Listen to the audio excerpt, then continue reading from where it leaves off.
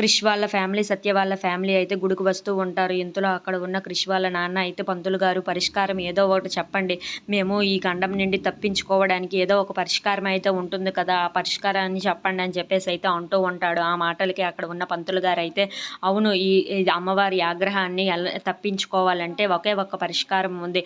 అది కూడా చాలా కష్టం అని చెప్పేసి అయితే అంటూ ఉంటారు. ఆ మాటలకి అక్కడ ఉన్న సత్య అయితే అవునా ఏంటది అని చెప్పేసి అయితే అడుగుతూ ఉంటుంది. ఆ మాటలకి అక్కడ ఉన్న పంతులు గారు అయితే ఈ గుడి మొత్తాన్ని శుభ్రం చేయాలి. ఈ గుడి మొత్తాన్ని మీరైతే చాలా బాగా శుభ్రం చేసి ఆ మెట్టుల్ని కడుగుతూ ఉండాలి అని చెప్పేసి అయితే అంటూ ఉంటారు. ఆ మాటలకి అక్కడ ఉన్న క్రిష్ అయితే చాలా నవ్వుతూ ఉంటాడు. ఇదంతా నేనే చెయ్యాలా అని చెప్పేసి అయితే ఒక్కసారిగా షాక్ అయిపోతూ ఉంటుంది అక్కడ ఉన్న సత్య.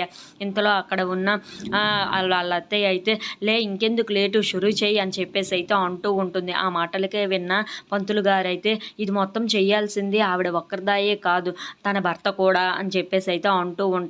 ఆ మాటలు విన్న సత్య అయితే చాలా సంతోషిస్తూ ఉంటుంది. హమ్మయ్య మీకు కూడా తిక్క కుదిరింది కదా అని చెప్పేసి అయితే అనుకుంటూ ఉంటుంది. ఇంతలో అక్కడ ఉన్న పంతులు గారైతే మీరు మొత్తం అది శుభ్రం చేయడమే కాదు పసుపు కుంకాలు కూడా పెడుతూ వస్తూ ఉండాలి అని చెప్పేసి అయితే అంటూ ఉంటారు.